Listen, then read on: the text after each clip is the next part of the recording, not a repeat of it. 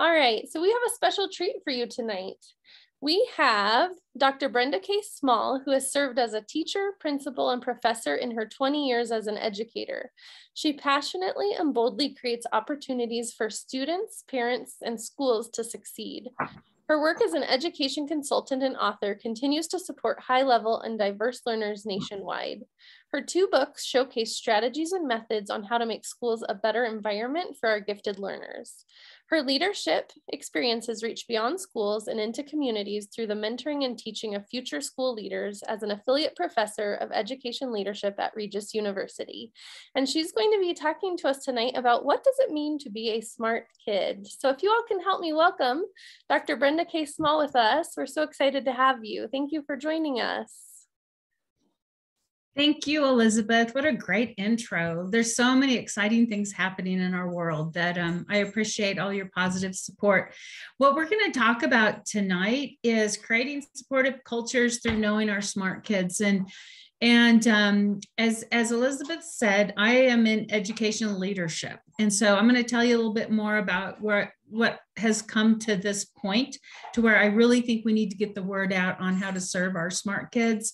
Assumptions are really bad when we look at our gifted kids. People assume that they're a certain way or they're going to do a certain thing. And that's absolutely not true. That's dangerous and it's hurtful for them.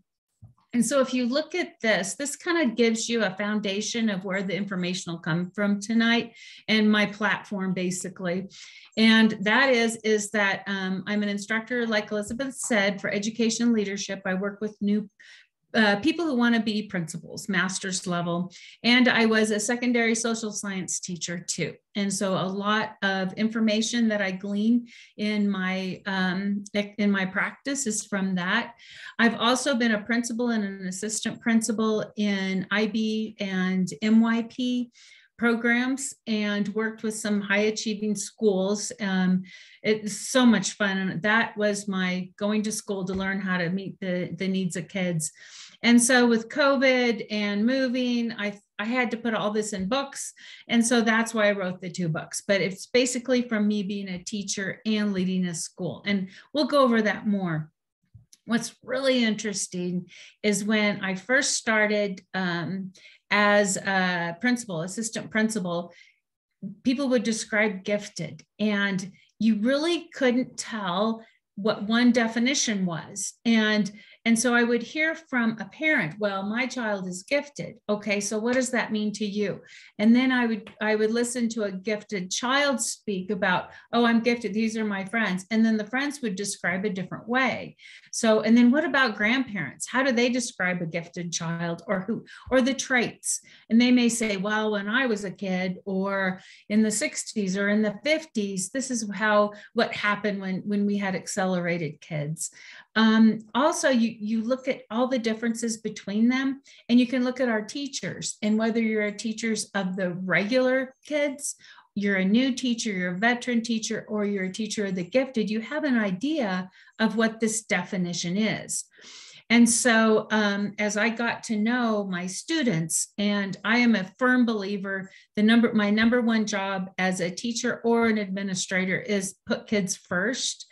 And so I had to listen to all these different types of people of what they thought gifted was. My school counselors were wonderful people, very overworked, 500 kids each in these big high schools. And so our gifted kids, sometimes I would say, well, what about so-and-so? He's a national merit. What are we doing to help him transition into post-secondary? Oh, they'll be fine. They'll take care of themselves. They'll be fine. That is absolutely not true. And I know that. And so I had one counselor that really knew the gifted student, and I would come to her constantly and say, look, I've got Joshua, he was in the media center and he looks really upset. What can I do? What can I do? And she taught me so much about how I can serve my accelerated kids. And so describing a gifted student, I learned was so different from everyone's point of view. And so that brought me into some other ways of thinking. As an administrator, I always attended my student conferences, and I called them student conferences because as I learned quickly with my high level, and we're talking 9 through 12 now. I didn't do this in middle school, but in 9 through 12, I would let the students lead the conference. They knew why they weren't doing well. And so they knew if mom called a parent conference or a counselor called a parent conference, that they would be the one that would lead it, and their teachers are in there.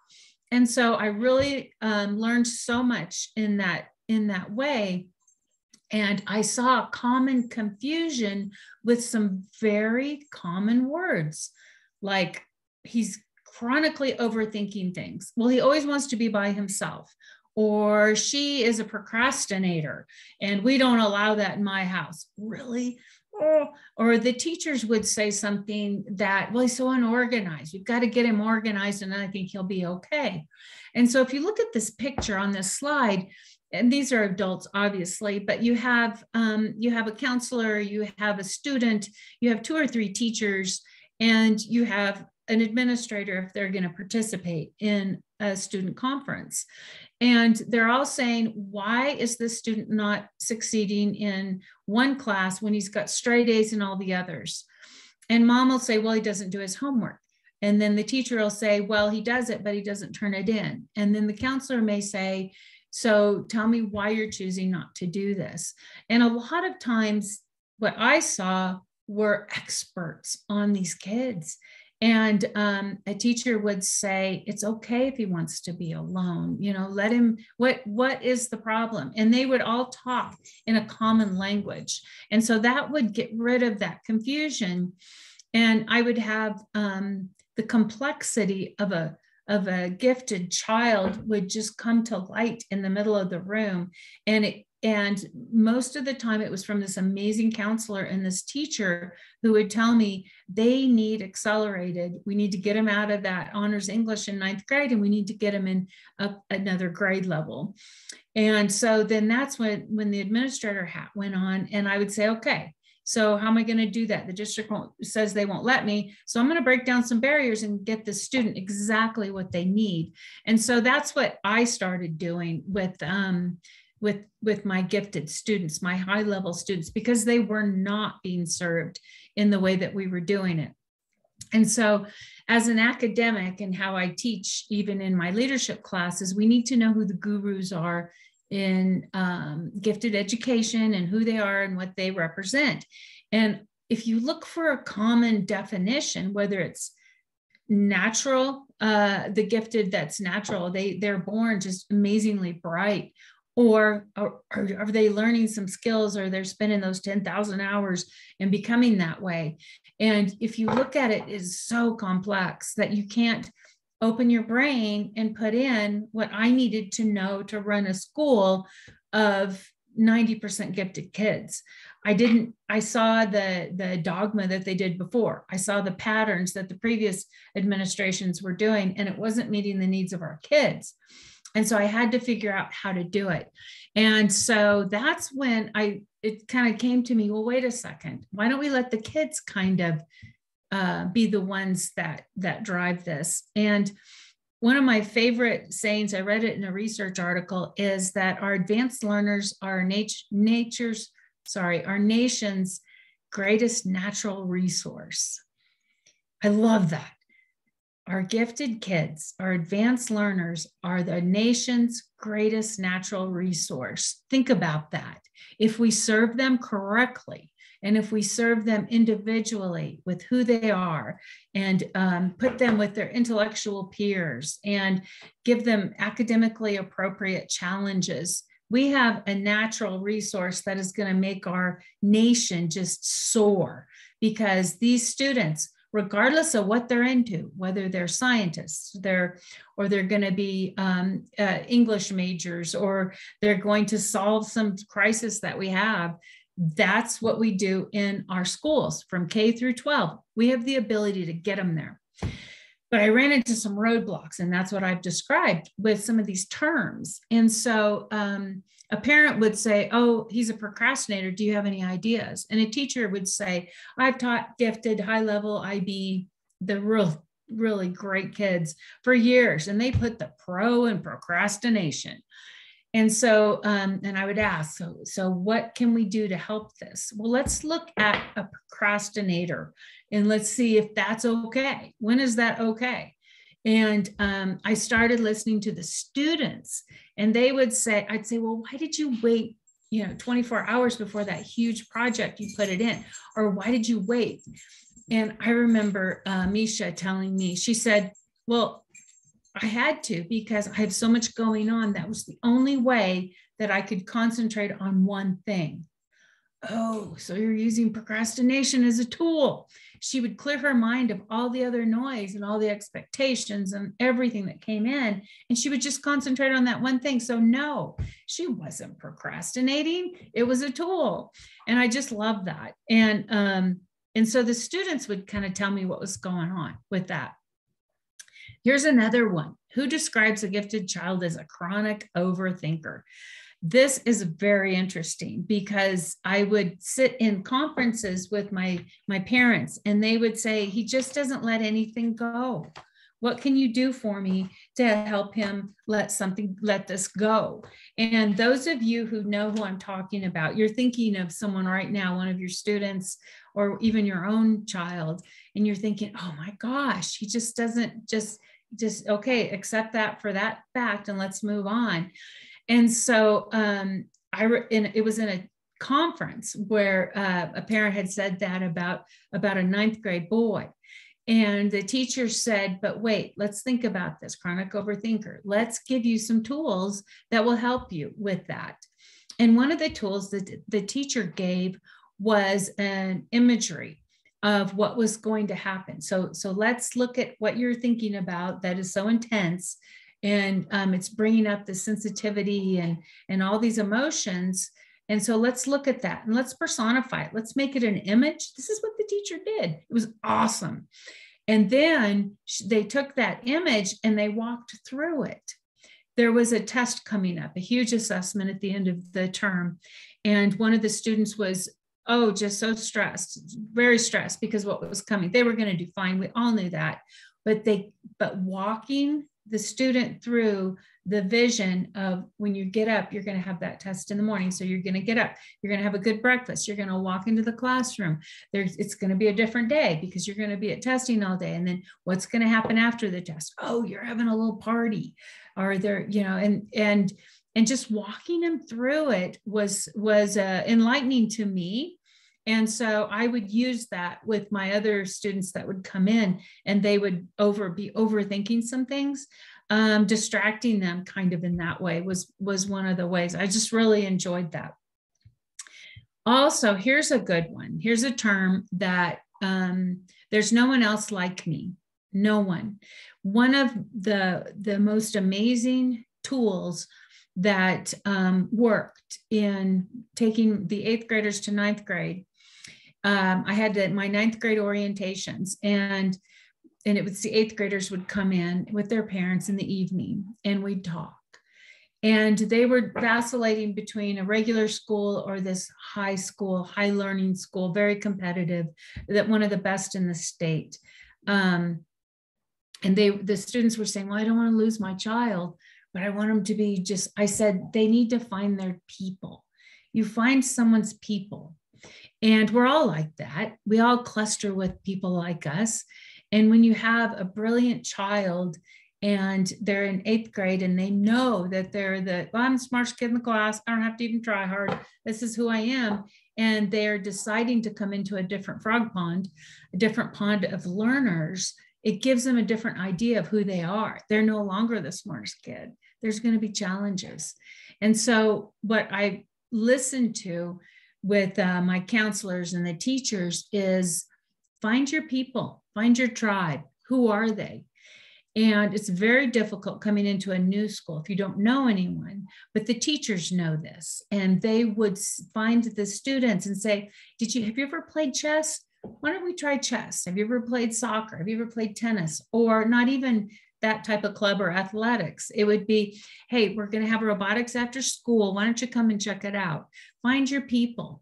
What that does as an administrator is I saw cohorts of students, whether they were friends or what, they were like learners. And so I knew that if I put an advanced placement world history in 10th grade for my students that I needed 3 sections because they were all coming together. They were with their people. Don't separate them out. And I knew that I could build my master schedule and I could build my ancillaries for my students because they found their people. And that is one of the biggest mistakes that schools make, is they try to separate too much of who our kids are. And that came from listening to so many of my kids. And that takes trust from parents, that you're saying, look, I want to go ahead and try your student in this accelerated 10th grade English class because of their 8th grade scores. Let's go ahead and give it a try. But I'm also bringing 4 of his friends from his middle school into that same class.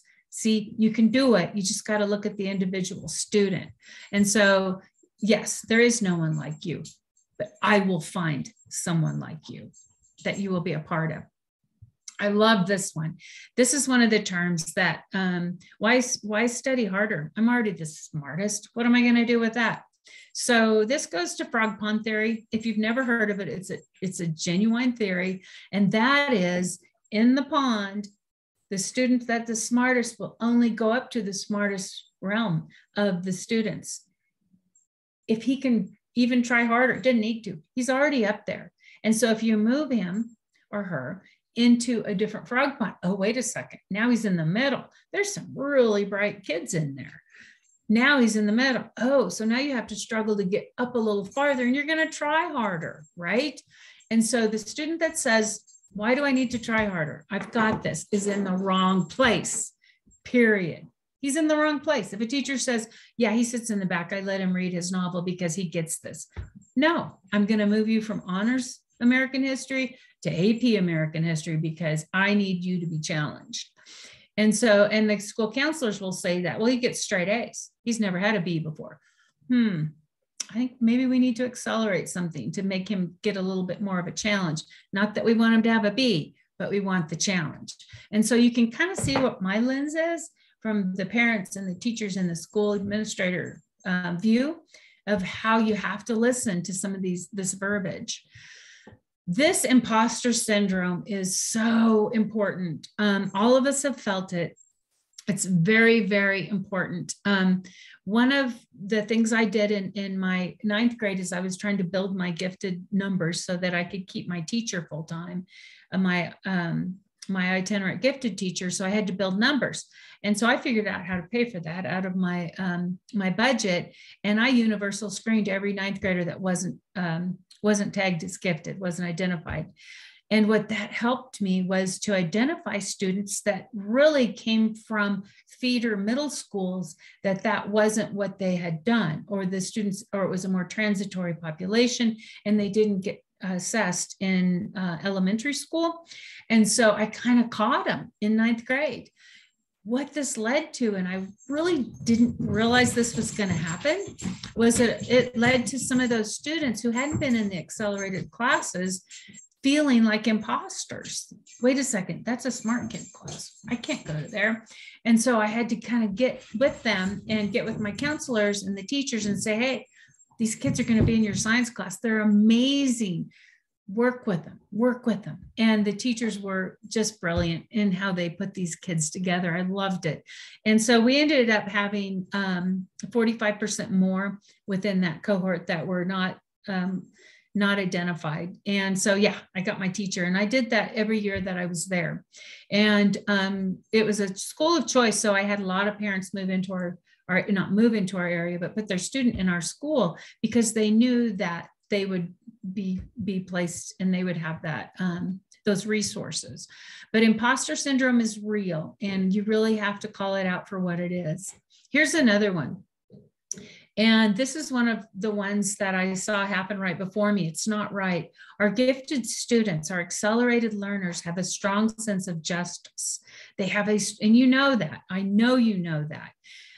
They have an ability to look at the way of work right now. This is what's happening. They moved that teacher, or wait a second, the judge at that competition wasn't qualified. And you can see it in their eyes. And I had an instance where my 11th graders, incredibly bright, all went to top schools, 2 national merits that were coming up. And they competed in a local competition run by the local newspaper, very prestigious. And they came in second. Well, came in second. We got to do some research on this. They did. One of the judges of this, it was electronics, robotics, engineering, and it was a hairstylist. And they came into my office and said, "You're not going to believe this, that a hairstylist is one of the ones that bounced us out of first place." And so we had to talk about systems and processes, and you're right. I don't know her, but exactly. And that strong sense of justice, and teachers would bring that in too. I had a saying that was, "I'm not a fair person, never fair, but I'm always just." And that means I'm going to treat every student, every teacher, every parent individually with what they need. It's not about fairness. It's about what's just. And some people need more, some people don't need as much. And so you always do it that way. So to kind of look at what I'm talking about is, you have to listen, you learn, and you have to open your mind.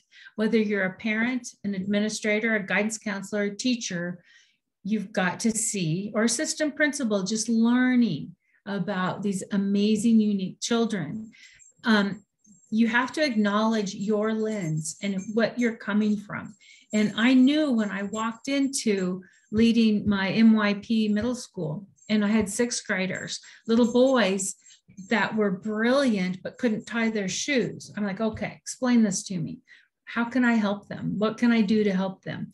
Well, let's try some social skills, or let's get them out. And we had so many wonderful ways of doing different things. And I always had brilliant teachers. I could go to their door in between the transitions, and I'd say, "So tell me about Joshua. He's brilliant. He knows everything in science, but he can't tie his shoes." And they would talk to me, and I'd listen and say, "Okay, let's get that done."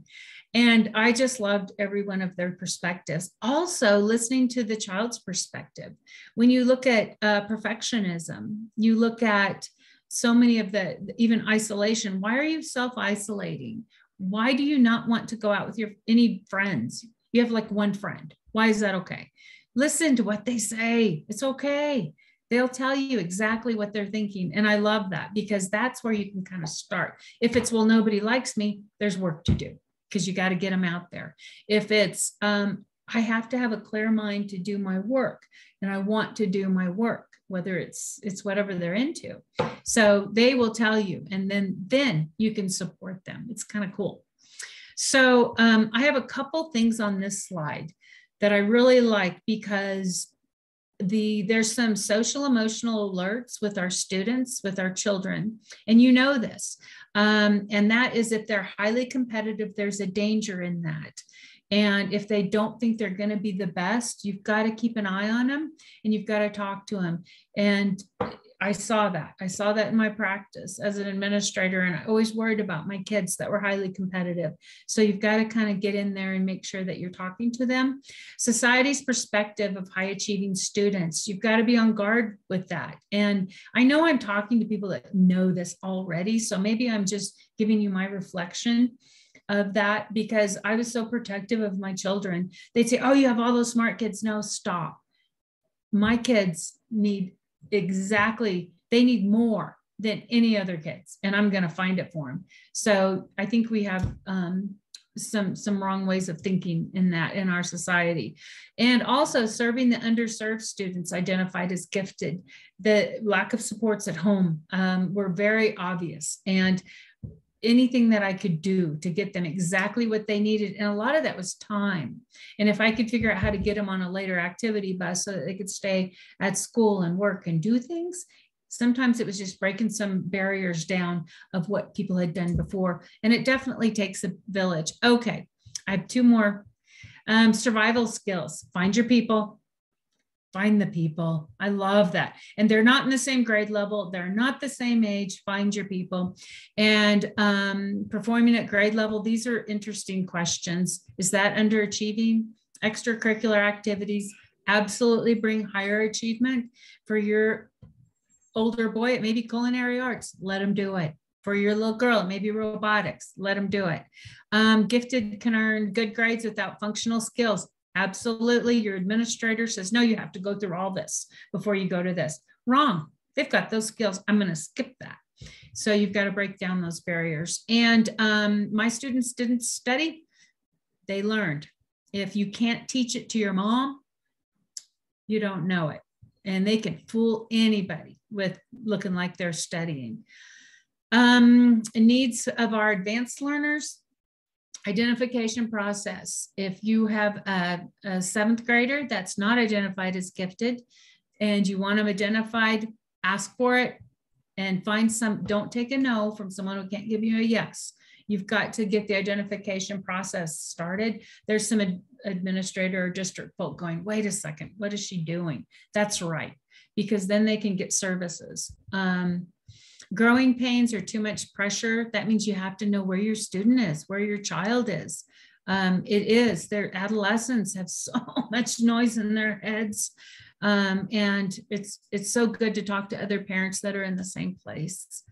And the A syndrome is something very dangerous. Oops, let me go back. Your students always gotten A's. They've never been a behavior problem or had a discipline referral, so just leave them alone. That is not true. I've got great examples that I won't go into here of students that have harmed themselves and others because the parents kept that lock on their door. They need you. Just because they're an A student doesn't mean they can't, you don't need to spend time with them. Teachers know they spend more time with these kids than the parents. 90-minute blocks in high school, every day, an hour, one-on-one with these kids, a lot of them. And so just because they have an A doesn't mean they don't need their parents, and you have to monitor. I figured out when I taught advanced placement that, man, they're good cheaters. And good, oh my gosh, they can lie right at you. And so just because you're smart, so they figured out great ways to cheat. And so you got to be on them. You got to listen to them. Know your kid, know them, and listen to the parents. And you'll find that out. I love it. I thought it was fun. I couldn't make that stuff up, what I learned from my students. All right, here's this book. Now this one just came out, and it has, all of these are different words that are in it. It's very small. Here it is. It's kind of like that. And it has my brain of, so your gifted student or your gifted child just remembers everything. He can remember things and you have no clue. So that's on the left side. And then on the right side is kind of how to deal with that. If your child has gifted kid burnout, I don't want to be gifted anymore. I just want to go through life. That's on the left side of the page. And then some tools on how to handle it is on the right. And so I came up with 25 things that I learned from everyone I just told you about, my counselors, my teachers, my students, the parents, and I just put it on pages. And I've used it. This is what I needed in my practice. I needed to hand this to a parent. And so that's one. The other one is more of how to run a school for gifted learners. And because there were a lot of barriers that I had to break down because nobody understood why I was spending so many resources on gifted kids and not the ones that may not graduate. Well, the dropout rate in the nation, 15% are gifted. So there are dropouts, and we know that very personally, and they leave. And so what can you do? What are some ways to keep that from happening? Accelerated option, breaking down some barriers in some of these schools that still follow 1980s, 1960s ways of work, of how you can accelerate your students, transforming schools, how to hire teachers that are gifted minded, things like that. So that is me. That is it. That's my website. It's leadsmarteducation.com. And there's links to the books if you want. And there's also some blogs about gifted kids and just what I've known. And my doctorate is in education leadership from the University of South Florida. But what I've learned through the thousands of students that I've helped is what I've just told you about and more. So that's a different lens. And I think that the nucleus of our gifted education comes from wonderfully educated teachers, the parents, and all of them. But to look at it from an administrator lens on leadership and how we can get better schools set up for our kids so that we do have a nation full of these amazing natural resources of our gifted students. I've just seen way too many students frustrated in my school. And one of the reasons I created my universal screening was because I had my counselor would say that she had to Baker Act one of my girls. And okay, so what are you doing? We had to call the sheriff's department. They had to take him 72 hours observation. The next month, I had another one come in, same thing, another one come in. And I said, what is going on? I've got to have the support. So that's why I started digging in to find out what my kids needed. And that was, they needed a full-time teacher to help them out, touch base with them. But that's it, Elizabeth. Thank you, Brenda. I have to say that I think every parent of a gifted child or teacher of gifted children wishes they could have an administrator that's as supportive as you for these gifted kids and what they need, because it is so refreshing to hear your perspective and how much you care for who these students are and making sure that they're not set to the side because they'll be fine, but getting the things that they need. So it's so refreshing to hear your perspective as a school administrator and leader to say, I will do anything it takes to get to these students. And I think it was also very obvious what you said, listening to the students. That came across in everything you shared, that it wasn't, well, let me go to this research or let me find the best model for this kind of programming, but hey, let me talk to the kids right in front of me and we can build from there. I think that that is also very refreshing because sometimes we grab for the newest model or someone else tried this and it worked really well. But every school is different and that population is different. And I found that very refreshing as well. Well, so thank you. It's fun. So we did have a question from a couple members. If you're a member of CAGT, you can ask questions ahead of time for our speakers. So if we ever run out of time, your question won't get skipped. If you have questions now and you're joining us on Facebook, please drop them in the comments and we'll get to those in just a minute. Ruthie Manning Freeman just asked about who you were, and I think you've answered that very clearly, who you are, and we appreciate you sharing with us tonight. We had another question come from a parent who wanted your perspective. What would you recommend for a child that was accelerated grade skipped early on in their educational journey and is now a freshman in high school and doesn't want to be the youngest, isn't enjoying this decision that was made all those years ago and kind of just wants to go back and be with same age peers? I don't know if this was a situation at your school with a family, what kind of insight might you provide for them?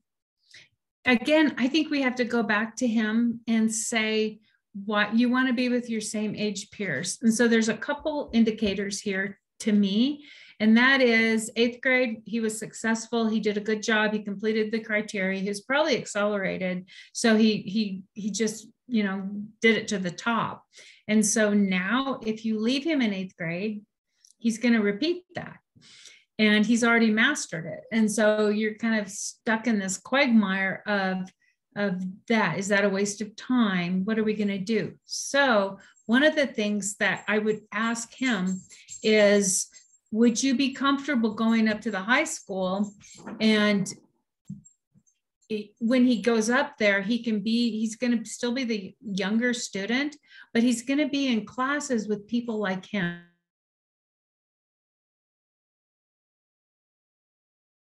He's going to go in algebra 2 or geometry, the top kids, honors. And so he's actually going to be with more people like himself as far as intellectually. And so when you look at the 4 years in a cohort of high school, the acceleration is built in for top kids. You've got to know it's available so that you can push that. He starts in algebra. If he starts in geometry in 9th grade, he'd go to algebra 2 and in 10th grade, and he's still following the like-minded, his intellectual peers. The problem though is, and I hate to say this, but especially with boys, is he's looking at that social dynamic. They are, and this may be controversial, but they are the lowest social ladder in a high school. The girls, ninth grade girls, are above them. They are to be protected, and that is terrifying. And so when you look at him and he's younger, and then he's going into the situation in a high school that it has that dynamic, in every high school across the nation, he wants to pull back socially. And I don't blame him. That is something. So I would, if the parent decides not to let him repeat that grade in 8th grade, and for him to go, I would pick the teachers very carefully, and I would pick that peer group of where he's going to be very carefully, so that he would have something. I wouldn't put him in something where there were going to be mixed grades too much. I wouldn't accelerate him up at all, especially PE. If he can wait till 11th grade to take PE, something like that, then wait. If mom chooses to keep him back in 8th grade, then there are options out there online that could accelerate him from where he was in 8th grade, and he could get high school credits and kind of keep him on that top to match his intellect. It would be a hybrid. It would be something that maybe she would have to go to a different school, but she'd have to go to somewhere where you could take some classes online that were higher. I know Harvard offers them. There's Duke offers them, so that he could be challenged, and then let him go into 9th grade. I think a lot of what you presented about, one, listen, right? Why is this child having these feelings?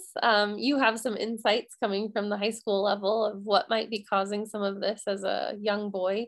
And then that idea of find your people. Who are his people? He's maybe feeling lost right now and unsure of who those people are, and how do we make sure that these students feel comfortable. And I think the other thing that I appreciate from your presentation is we don't want to make assumptions of why in this situation this child is feeling uncomfortable being in 9th grade. Like when you were talking about procrastination, I procrastinate all the time. And like you said, sometimes it's a tool. Sometimes it actually helps us perform better, and not making assumptions about why people are feeling a certain way or wanting a certain thing could be great in this situation as well. Those were the questions we got ahead of time. We've gotten a couple comments from your presentation.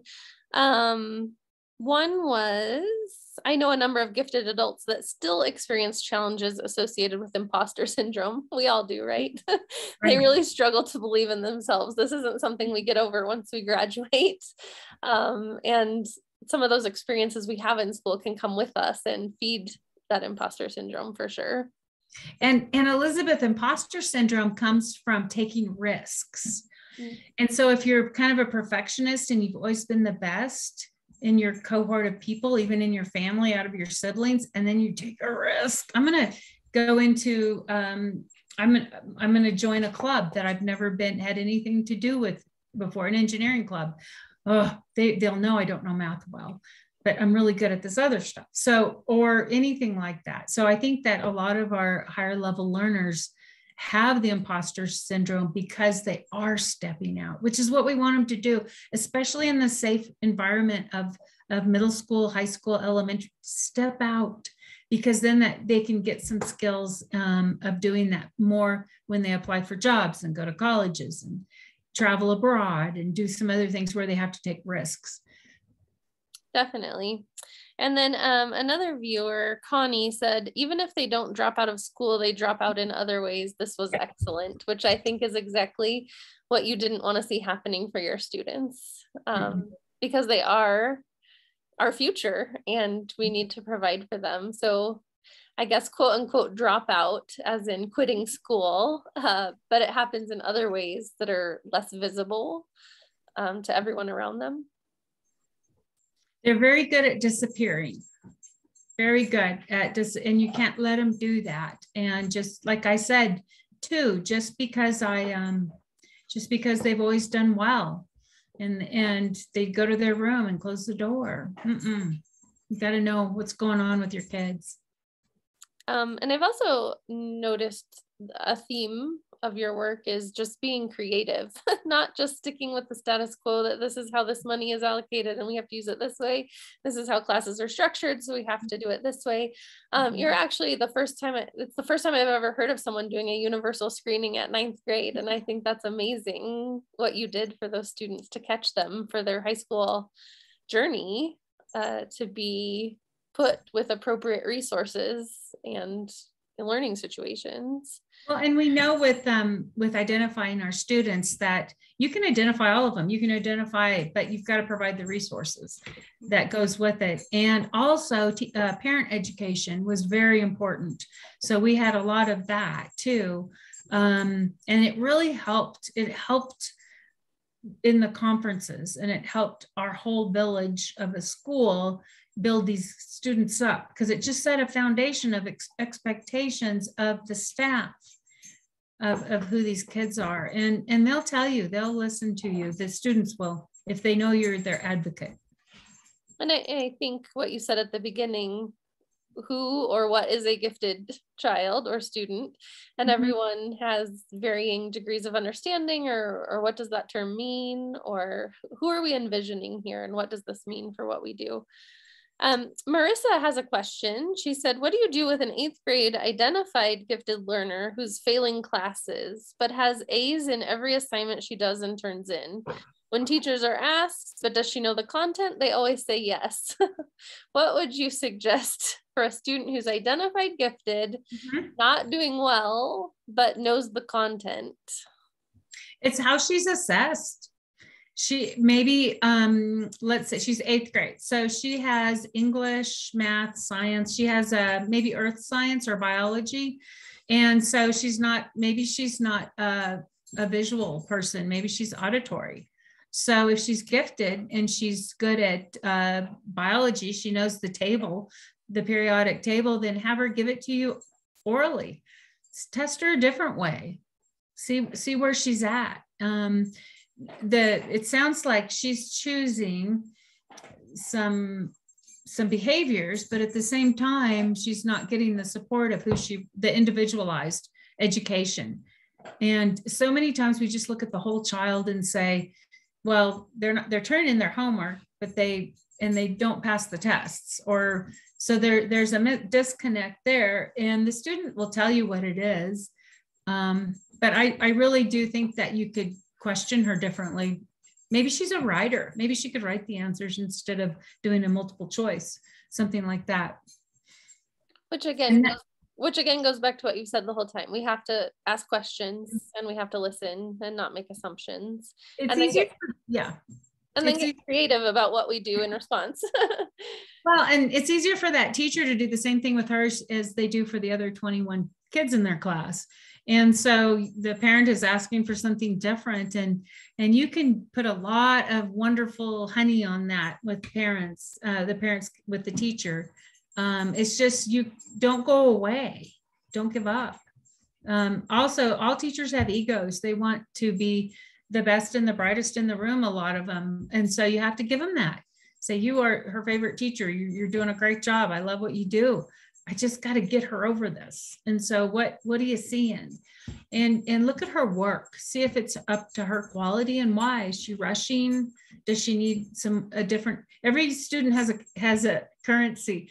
I love that when a parent will say in a conference that of a student that's not doing well, I've taken everything away from them. I've taken their phone. I've taken their, everything. They're just going to be in a pallet on the floor in the middle of their bedroom. And I'm just looking at them thinking, and I'd say a teenager will get the last word. You can take everything away. You got to find their currency. What is that? Is it free time? Is it a party? Is it a trip? Is it what? They all have a currency, and it's not always things. It gets expensive when it's things, right? It's always nice when it's not things. Yeah. I'm just curious. I don't see any more questions in our chat unless someone wants to drop one really quick. I'm curious, since you are so creative and advocating for gifted students, did you get a lot of pushback from other administrators, district. How did you handle stepping out and saying, no, this is what my kids need? Because I think as a parent or a teacher or an administrator, if we're going to get what our kids need, we're going to have to step out. And it's like you said, it's risky. So what was your experience? Well, it goes right down to this, Elizabeth, that a principal will make the same amount of money, whether they do this or not. You know, they can walk around a school with a clipboard and talk to people and make the same amount of money, period. But the first year I did it, when I was working with Dee, my Dee McCall was my itinerant gifted teacher. She was awesome.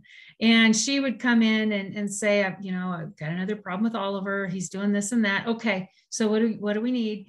And so then we built on her knowledge, and she was just great. So I came up with this idea of universal screening. And I said, so what's the next step? Well, then we have to get the assessments. We have to get the screening tools. All right, so how do we do that? Where do we go?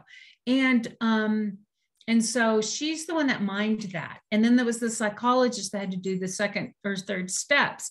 So I found a parent who we vetted through the school district, and I paid her per student out of my funds at the school.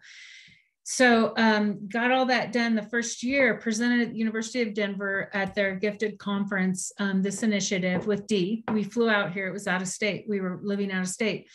But then the second year, it was different, because the school district said that I didn't have to pay for my assessments. We could use their leftover ones.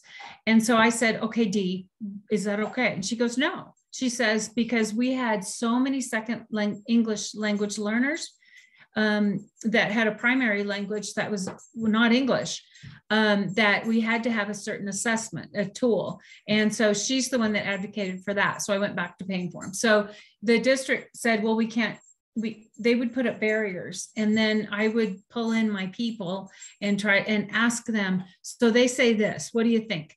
And then it was up to me. They went back to work. It was up to me to do those barriers, get down the barriers. And one time we were at a principal's meeting. This is a huge district, 100,000 students, and in Florida. And I asked the superintendent, we were at the snack bar together where we were in our break. And I said, so have you heard about the gifted initiative? She looked at me, and she was real tall. She looked down at me and she goes, yes, I have. And it was causing problems in her realm. And I could just see it, because the people were saying, what is she doing at her school? Oh, where's she getting the money? Well, what is she doing here? Well, why is she doing that? All the other schools are going to want to do that. So how are we going to pay for that? What are we going to do with that? So I knew she didn't say anything else besides that to me, like, don't do it. And so the third year I did it, they put more barriers up, and I had to go to the district office to a meeting, and I pulled in my troops. I had Dee on my left side. I had the head of gifted next to her, and the head of this, she walked in and she said, why are you doing this? We're supposed to use these resources for our lower 25%. And it was interesting what came out. It was everything of this presentation was, and it was who I was. And it was like somebody was telling me what to say, but she didn't ask me that question again, because I was serving my kids at the top of their abilities. And that's what I was going to continue to do. And my parents at the top of what they needed. The parents were very active in our school, and because they wanted to be a part of the education, I needed them. That's awesome. I hope that sharing your story tonight with us gives others hope and motivation to go out, think creatively, listen to the students, and figure out solutions for what these gifted students need. Again, Dr. Brenda K. Small has 2 books. You can check out her website and check out her books. This looks like a great one if you have an administrator. This one looks like a great one to get common language, and then that one to get an administrator on board to support these students. If you're feeling like at your school you don't have an administrator who truly understands who these gifted kids are or why they need something. The third part of serving the needs of smart kids is there's 3 parts. And so the third is for parents, and it's how administrators can work with parents. And it really shows the inner workings of school systems. And isn't that funny that I can say that that's how it was in Florida? And I know that whether you're in Maine, California, Texas, it's all very similar. Mm-hmm. That it just gives you, it gives you some tools and some ideas in the vernacular of the school so that you can dig in there and find what you need for it too. So that would be a great book for parents who are feeling uncomfortable. How do I enter this conversation? It seems like a monster, this education system. How do I insert myself in that to get my child what they need? That's awesome. If you want to go back to your contact info in case they want to get in touch with you or go to your website, that'd be wonderful. But thank you so much for joining us tonight. It was such, like I keep saying, such a refreshing perspective of somebody who cares about these kids so much. And we love hearing about your experience and your journey. Before we hop off tonight, thanks everyone for joining us on this in Colorado windy Tuesday. Next week, we have Chris Wells joining us, who's going to be presenting more about overexcitabilities in our gifted students. So thanks everyone for joining us. Thank you, Brenda, for joining us and sharing with us tonight. Have a great night, everyone. Thank you. Bye-bye.